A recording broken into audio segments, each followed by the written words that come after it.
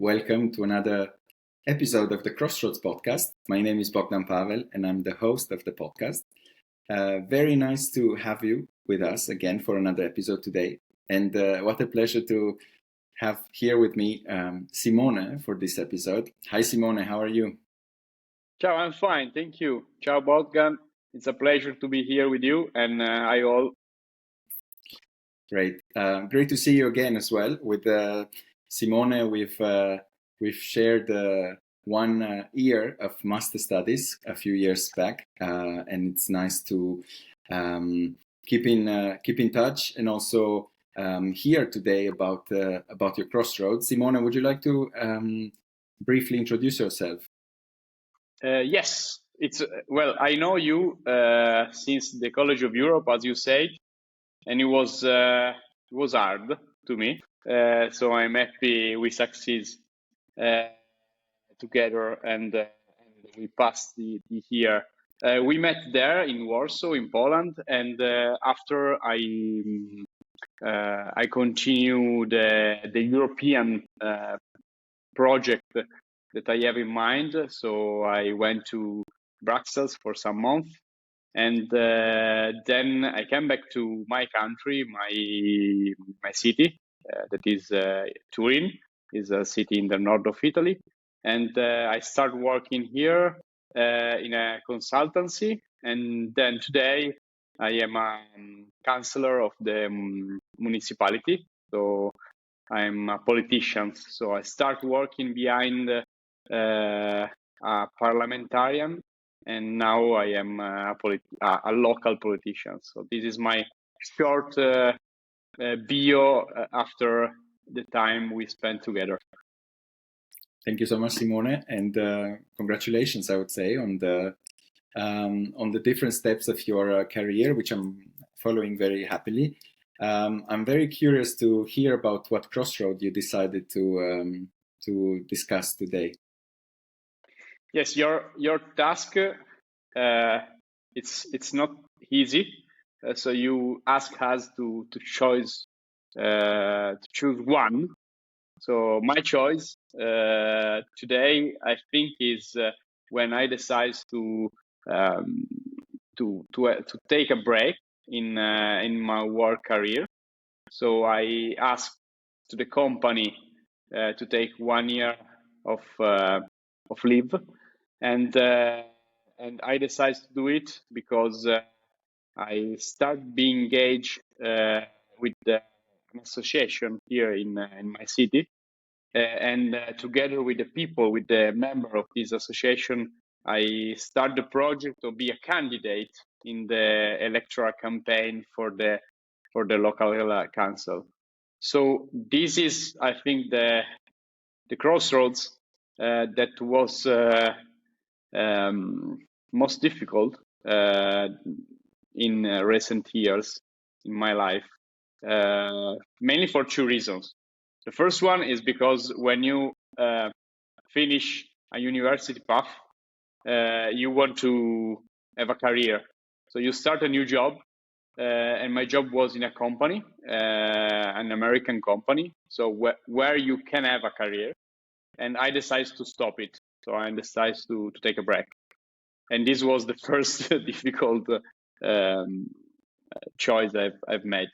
And the second one is because second reason I decided to tell you this moment of my life and to share with your audience is because it's a risk. It's always a risk. And so I have a vision, I have a company, I have friends, they decide to support me, and I decide to be the candidate of this group of people for the election. But it was a risk, totally. So I think that together with the strategy you can have, together with the rationality you can apply, there is always a kind of madness that that go with you together, and to guide sometimes also to take that risk. And in my case, that risk was a success. But I also take into consideration that it could not be a success. So I also take consideration a failure in front of my crossroads. Thank you so much, Simone, for sharing this. I have a few follow-up questions, but before that, I wanted to ask, and how is your current situation at the moment? Are you a full-time local politician? Are you still engaged also with other type of work?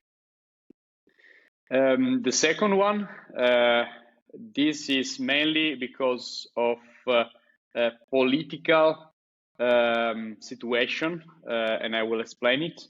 And the second one is because I think well, I start with the first one, and then I'm going to think about the second answer I will give you. So the first answer is the political situation in Italy, but I think also in other countries of Europe. Politics is not always a good thing for citizens. So we apparently we are not good example always for the peoples.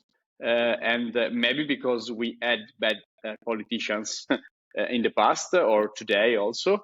But for these reasons, politics is not very easy sector if we consider it as a professional sector. First of all, because you have to pay for the campaign. So you have to pay by yourself your campaign. There are no public funds that will help you to start this career, and this is the first difficulty I have met. So, and thanks to my job, I had the opportunity to ask to a bank for financing my electoral campaign, and the second thought I had in mind before, and I use it now, is I think that the politics and democracy they are not stable, but for the rules they have. So you can take care of your community for some times, but it's not a job. It's not really a job. So considering this, I think that maintaining my work as a consultant is also a kind of safety zone that I have created. And yes, now I can do it. I can deal it with two jobs, I would say. Maybe in the future I will not. Maybe with a family I will not. But at the moment I can deal with two jobs. So to answer to your question, is not very easy. But at the moment I have two jobs. One is politics, and the other is still be a consultant for the same American company that gave me trust at the beginning of this step. So yes, at the end it was a win-to-win process, and I'm quite happy about it. It's also not very easy to split the time in two. So in the morning I am a consultant, and in the afternoon I am a politician. It's quite often like that, and you have to be ready to change your mind and your attitudes for two different jobs. Thank you very much for clarifying on this. And it seems that definitely there's quite some hard work and discipline also involved, I think, to cope with both jobs at the same time. I would be interested what crossed your mind at the moment when you decided to make this important decision, I would say, this take this leap of faith in a way, and because, as you said, it could have gone both ways, the political campaign. What were the feelings in that moment? What crossed your mind? And also, what was the decisive factor that led you to take that decision and have the courage to go for it? Thanks for your question. And after our discussion and conversation, I have also some questions for you, because I think you also are doing this because you had some crossroads in your life.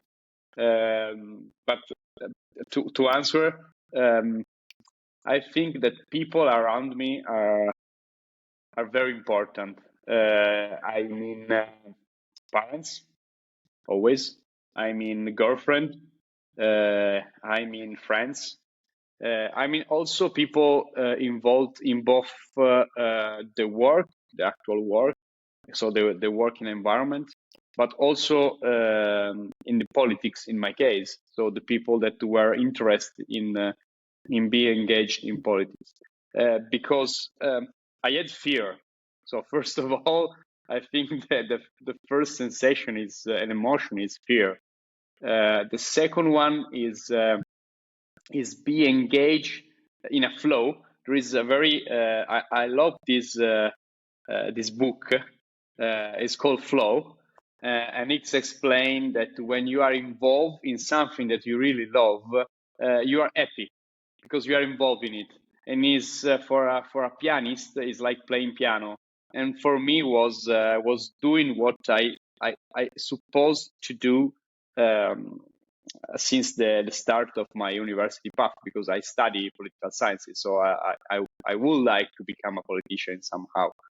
And this is the reason why people around me were happy about my decision and were also supportive about the craziness I put in it. So the risk I took was supported by people around me, not because they gave me money, but because they gave me the company at the time. So this was the thing that the most important things that I can share with you. Just to make an example. For instance, now I had another crossroads in these days. I won a PhD. I was a candidate and I applied for a PhD and I won it. And I was happy. But the people around me, the same people that were happy before, so my parents, my girlfriends, my friends, they were not happy at all, because they thought that this was a street that would took me apart from the political engagement today.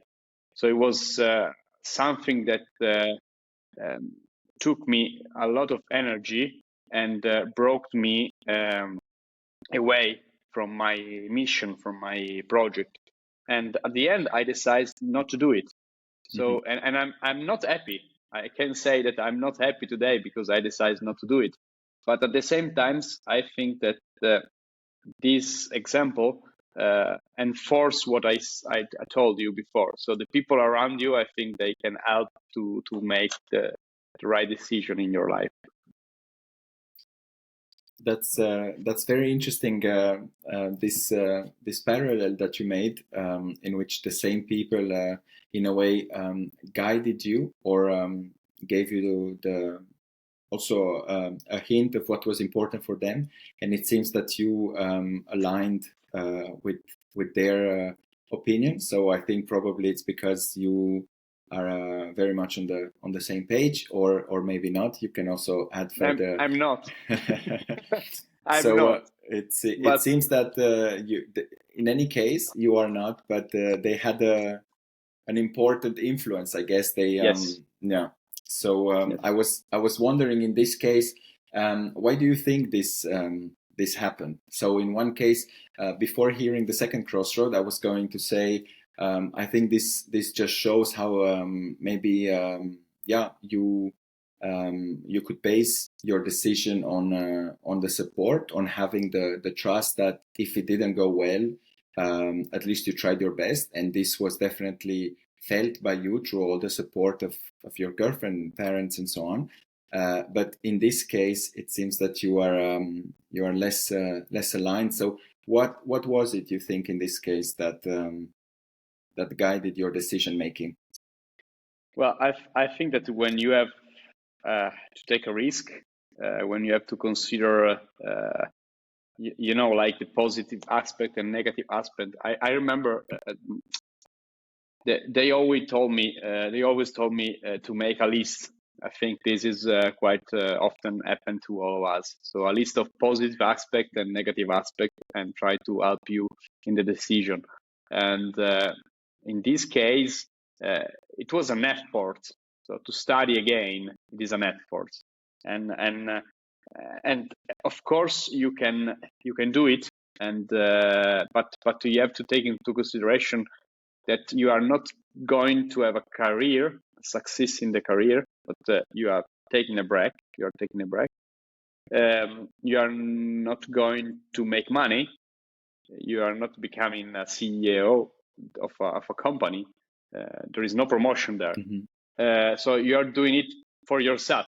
I think that was my aim, improving my knowledge. But yeah, I think that for doing it, the people around you, I don't want to say they have to agree with you. I don't think that they have to agree with you. They have to comprehend you. They have to understand what's the aim. You are doing a sacrifice, but your aim is that, and they do not agree, share my aim. And I think this was something that I consider, and I think that people have the power, maybe not to convince you totally, but to make you think in another way. And I changed my point of view. I think I changed my point of view, and in my heart, maybe I'm a PhD student now. But at the end, I think I make the right choice. And in this way, I can focus on my current political experience, and I sacrifice a lot for it. And so I think now it's time to be concentrate and have patient, and to be patient for these years.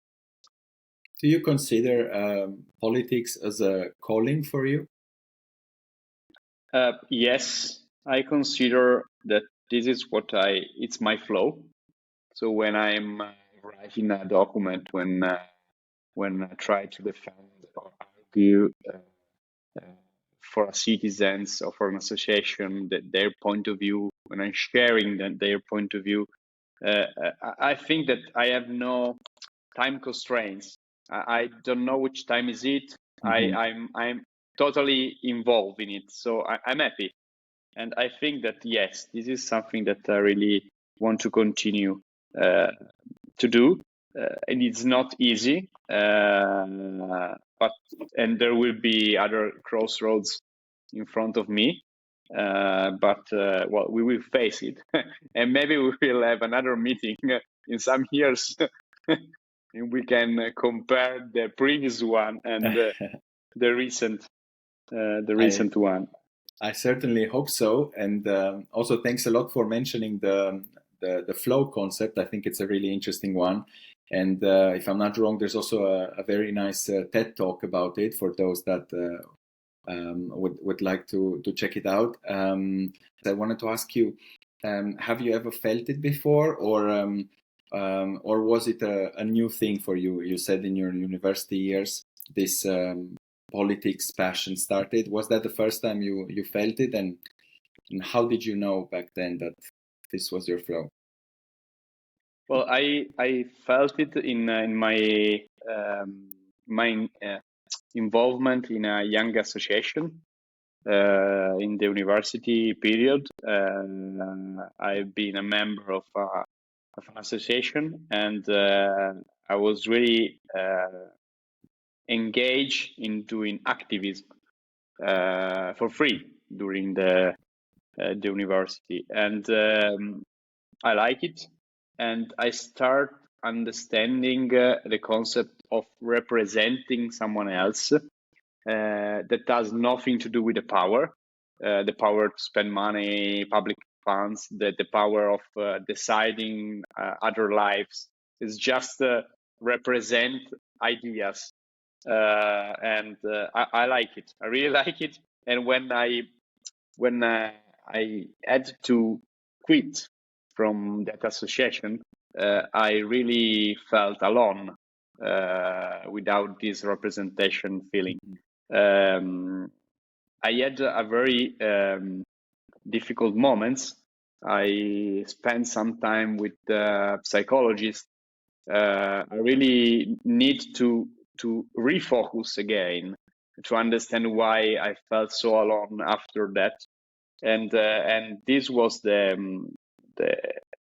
things that I guess I understood after that was really important to me, and somehow, and yes, I now that I'm representing again, and this time is not an association, this time is citizens, and I'm quite happy, and it's not very common, I guess, because it's also difficult. You are always in front of people that is claiming for stuff that is not working properly, from street to transport, whatever. It's not always working as they expect to do, as in a company, I guess, but in this case, a bit different. But at the same time, I think that when you are representing some ideas instead of only interest, I think that this is what matters really.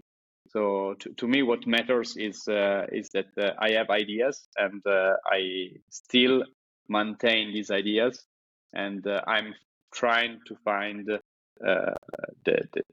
where these ideas can be spreaded, can be communicated, can be shared.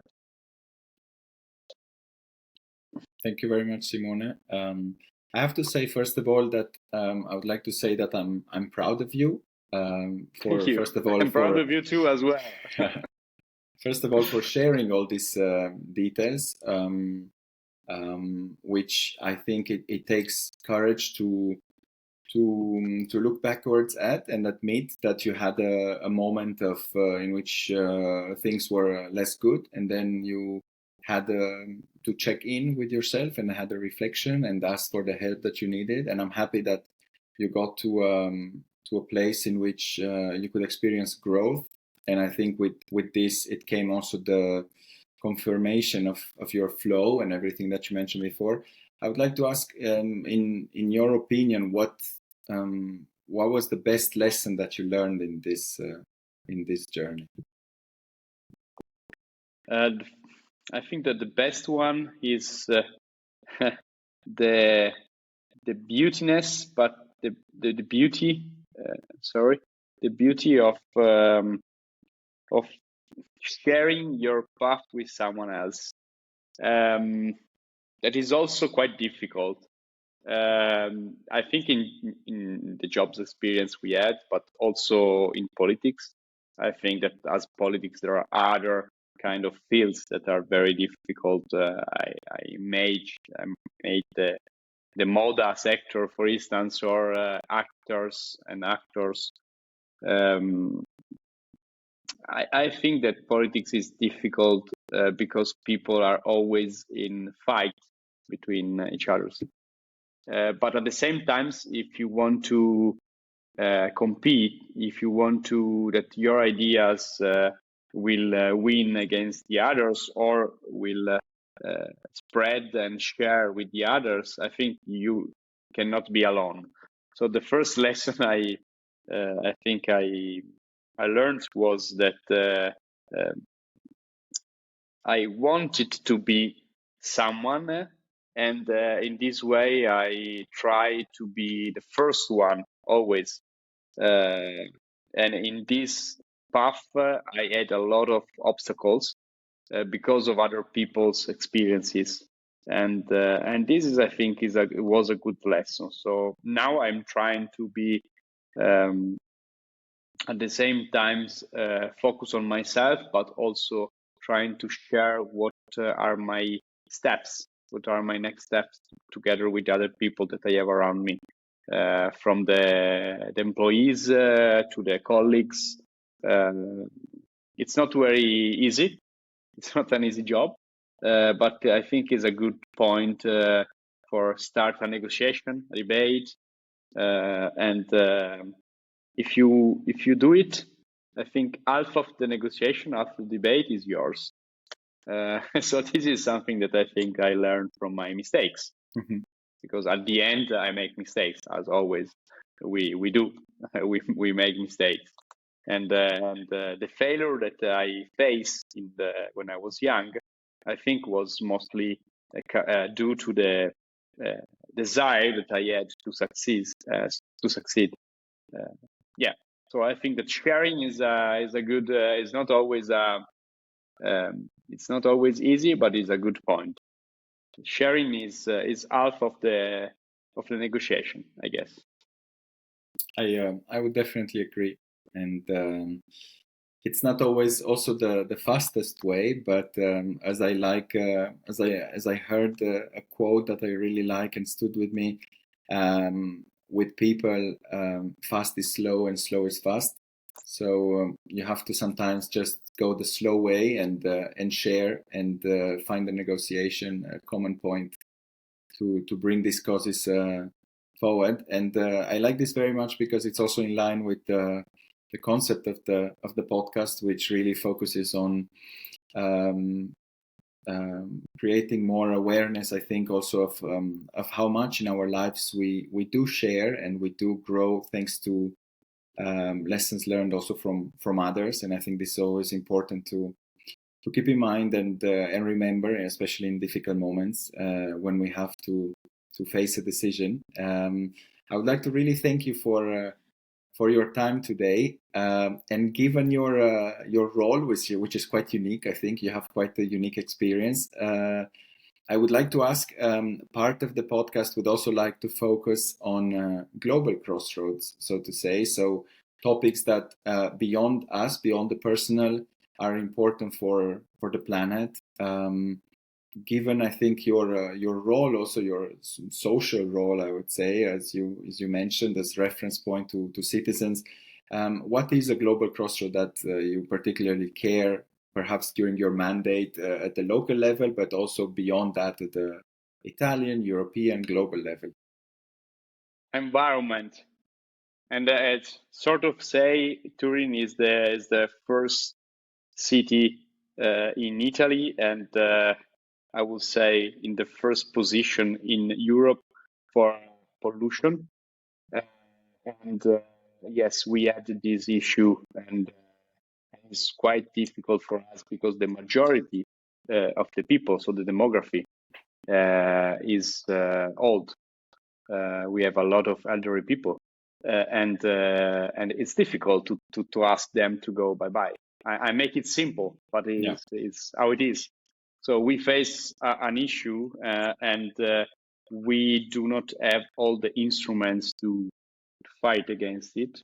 But I think this will be I think that this will be the subject, the matter that we have to discuss today. So this is the first point, and we will have a lot of other points that we have to discuss. But this, I think, is the priority that we have. So locally, politics have to face what the international organization are doing at the global level without the same instruments that the international organization have. So we have to fight against the traffic. We have to fight against the big industries. We have to fight against how the houses, apartments are warmed, and we don't have money to do it. We don't have the power to convince companies, industries, buildings, whatever. So we are in the middle in this process. We collect the claims from people, from people, and we need the proper instrument to face this issue. But yes, this is the priority I think we have. And I couldn't agree more. So I'm very happy to see that the young generation of politicians have it very clear in mind. Thank you so much, Simone. Again, it was a pleasure talking to you. Thank you to you. I think I appreciate your podcast, and I think Bogdan is one of the best choice of your life. So continue with it. Thank you. Coming from you, I really take it very, very dearly. Thank you, Simone. Thank you. Bye-bye. Bye.